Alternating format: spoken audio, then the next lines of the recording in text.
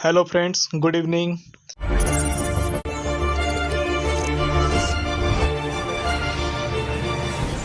आज का हमारा पहला क्वेश्चन है, इस्पात में होता है यानी स्टील कंटेंट्स में क्या होता है।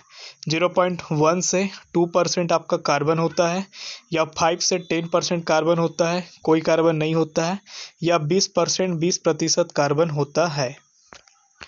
तो देखिए, इसका जो आपका आंसर है ऑप्शन नंबर ए जाएगा। इस्पात में कार्बन की जो मात्रा है 0.25, यहाँ पे ये गलत प्रिंट हो गया है। यहाँ पे 0.25 से 1.5% तक होता है। इस्पात लोहा एवं कार्बन का क्या है, मिश्र धातु होता है। मतलब दो अलग अलग एलिमेंट मिल करके एक नया एलिमेंट जो बनता है उसको हम क्या बोलते हैं, मिश्र धातु बोलते हैं। A carbon contain in steel range from 0.25 to 1.5%। Steel is an alloy of iron and carbon.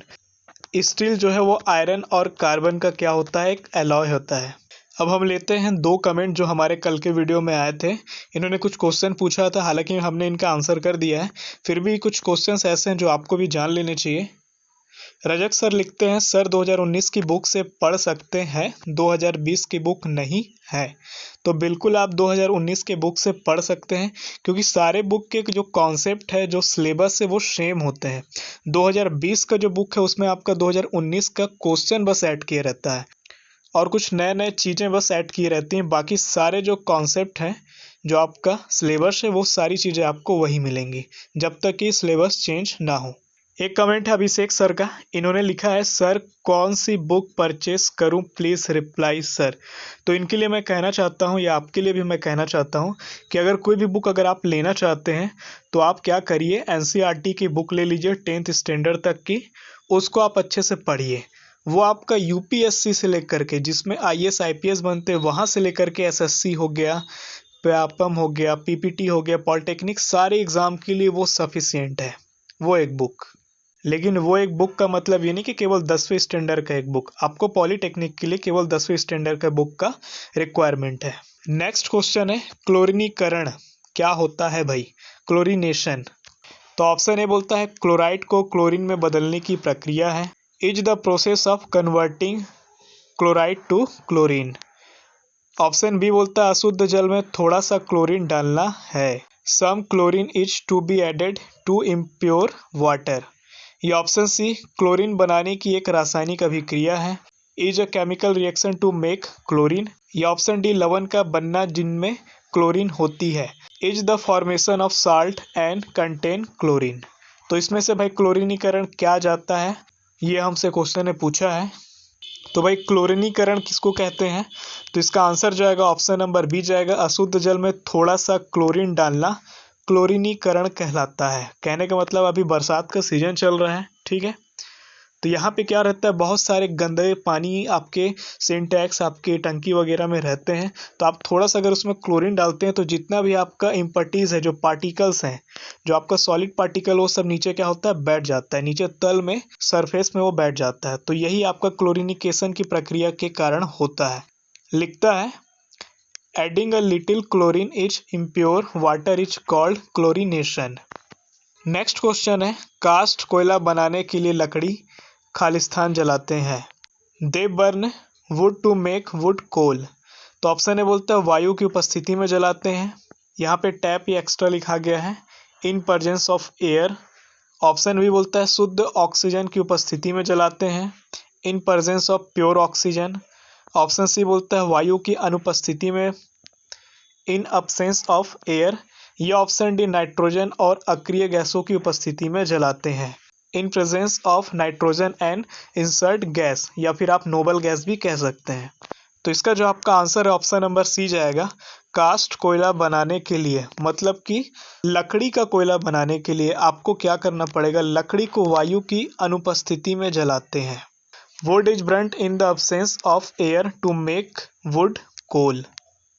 क्योंकि अगर यहाँ पे एयर अगर आ जाता है, वायु अगर आ जाता है, तो पूरी तरीके से जल करके क्या हो जाता है, राख हो जाता है। नेक्स्ट क्वेश्चन है, गोबर गैस का मुख्य घटक है, the main component of dung gas, या फिर आप इसको बायोगैस भी कह सकते हैं।